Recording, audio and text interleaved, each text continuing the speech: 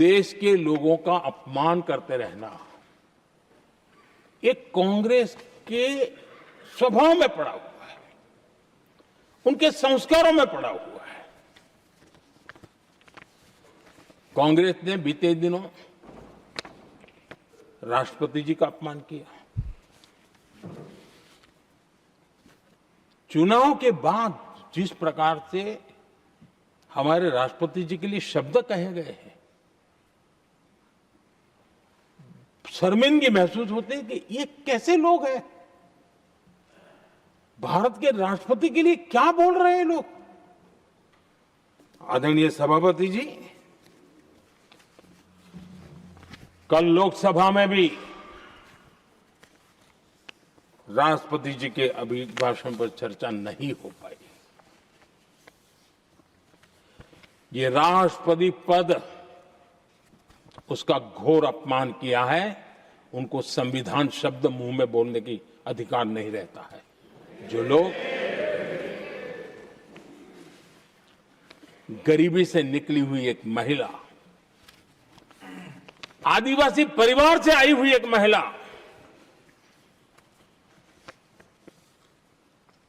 जब आपने लोकसभा में जो व्यवहार किया है, आपने आदिवासी समाज का अपमान किया है, आपने महिला का अपमान किया है। भारत के सर्वोच्च पद पर विराजमान, संविधान ने जिनको सर्वोच्च पद दिया है, आपने उनका अपमान किया है। आपने संविधान का अपमान किया है।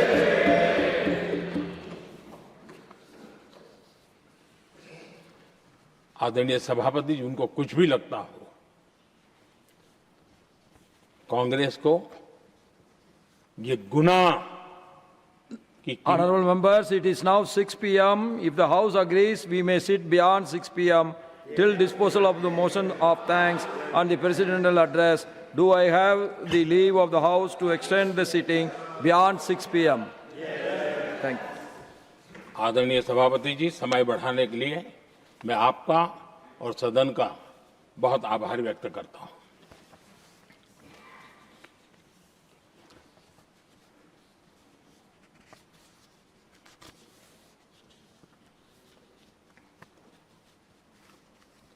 आदरणीय सभापति जी, बड़ी दर्दनाक लोकसभा की घटना है और शायद हताशा, निराशा तो हम समझ सकते हैं, लेकिन इसके लिए देश के पवित्र लोकतंत्र के मंदिर को ही इस रूप में कर देना। और उस समय चेयर पर असम के ही हमारे एक माननीय सांसद बैठे थे और उस समय कागज फेंके गए, टेबल पर चढ़ दिया गया। क्या ये नॉर्थ ईस्ट का अपमान नहीं है? क्या असम के नागरिकों का अपमान नहीं है? कल फिर दोबारा किया उन्होंने। और उस समय आंध्र के दलित परिवार का बेटा चेयर पर बैठा था, उसने उसको भी अपमानित किया। यानी आपने नॉर्थ ईस्ट का अपमान, चेयर में बैठा अपमान करो। आंध्र के एक दलित परिवार का बेटा चेयर पर बैठा, उसका अपमान करो। सदन ने इनको काम दिया हुआ है, सबने मिलकर के काम दिया हुआ है, लेकिन वो दलित समाज से आते हैं, इसलिए आप अपमान करते हो।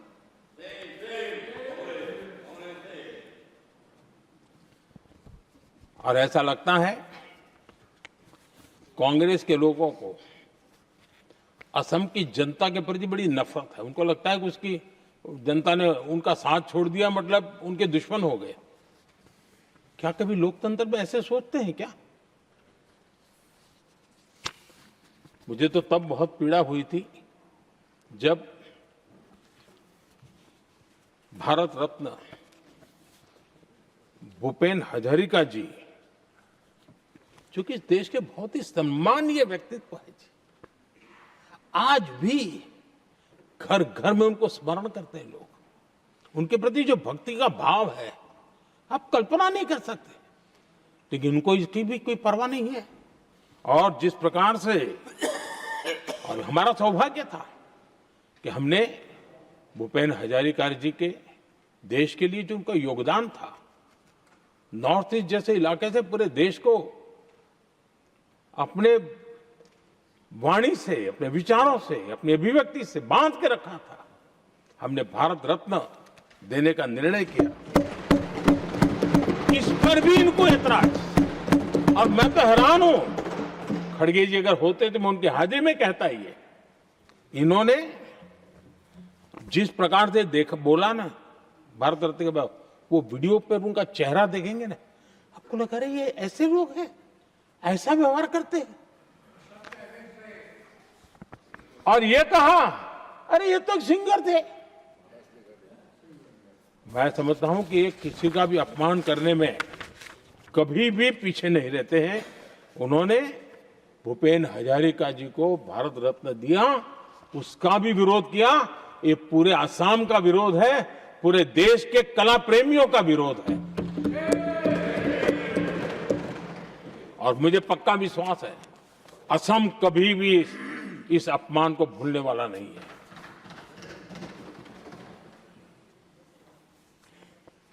आदरणीय सभापति जी, कल जो घटना घटी, इसी सदन के एक माननीय सांसद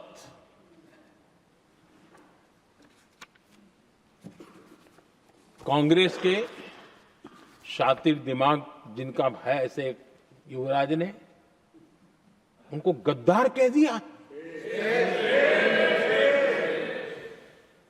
अहंकार कितनी सातवें आसमान पर पहुंच चुका है इनका।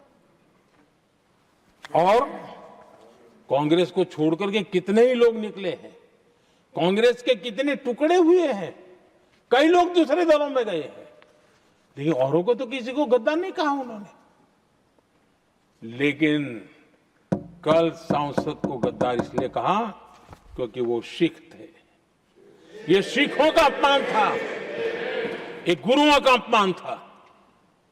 और कांग्रेस के अंदर जो कूट कूट करके सिखों के प्रति नफरत भरी पड़ी है ना, उसका वो अभिव्यक्ति थी। और इसी सदन के माननीय सांसद है वो, और उनको जरा भी दर्द नहीं, वरना आज खड़े होकर के कह सकते थे कि कल जो हुआ इसी सांसद की गरिमा के अनुरूप नहीं था, हमें खेद है। एक शब्द तो बोल लेते, लेकिन सिखों के प्रति उनके मन में जो नफरत भरी पड़ी है, और इसी के कारण उन्होंने कल, और जिसका परिवार देश के लिए शहादत देने वाला परिवार के वो सदस्य है, उन्हें अपने राजनीतिक विचारों में परिवर्तन किया, इसलिए गद्दार हो गए। और ये गद्दार शब्द छोटा नहीं है। मेरे देशवासी को कोई गद्दार कहे, ये कैसे देश सहन करेगा? और वो भी एक सिख है इसलिए गद्दार कहना बहुत दुर्भाग्य की बात है। और ऐसे लोग कांग्रेस को नहीं डुबाएंगे तो क्या करेंगे?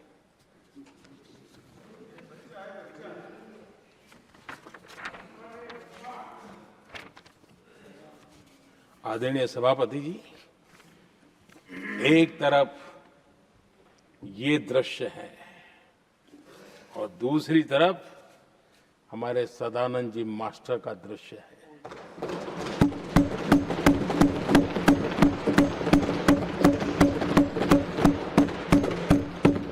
राजनीतिक विद्वेष के कारण उनके दोनों पैर काट दिए गए। भरी जवानी में दोनों पैर काट दिए। कटे हुए पैर से जिंदगी गुजार रहे हैं, लेकिन संस्कार इतने ऊंचे हैं कि वाणी में भी अपशब्द नहीं निकलता है, बर्तन में भी कटुता नजर नहीं आती। गर्व होता है। और कल जब देश ने, जब उनका पहला भाषण हो रहा था सदन में, और उन्होंने जब अपने बेंच पर आपसे इजाजत लेकर के अपने कटे हुए पैर के लिए वो जो नीम का उपयोग करते हैं, आर्टिफिशियल नीम का, उन्होंने जब रखा, वो दृश्य देश के लिए पीड़ादायक था कि इस देश में ऐसा ही बंधारण की बातें करने वाले इंडिया अलायंस के लोग, और ये इंडिया अलायंस पूरा जिम्मेवार है इसके लिए, वैचारिक असहमति के कारण एक नौजवान के, और वो भी एक टीचर, शिक्षक के प्रति गर्व से, आदर से देखा जाता है, उसके पैर काट दे, लेकिन उनको कोई खेद नहीं है, उनको कोई दर्द नहीं है। लेकिन मैं मास्टर सदानंद जी को हृदय से अभिनंदन करता हूं कि उन्होंने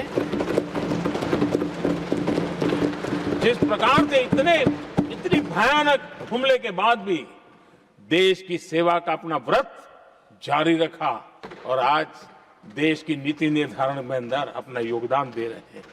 ये गर्व की बात है, और ऐसे लोगों के सहारे हम राजनीति में जीते हैं, काम करते हैं, देश के लिए जीने मरने की प्रेरणा मिलती है। ये संस्कार हमें पाए हैं ऐसे लक्षावधि कार्यकर्ताओं के तब से पाए हुए हैं। और आप हमसे जुड़े रहने के लिए सब्सक्राइब करें YouTube पर, फॉलो करें Twitter पर और लाइक करें Facebook पर। और ज्यादा जानकारी के लिए आपको टाइप करना होगा सिर्फ न्यूज नशा।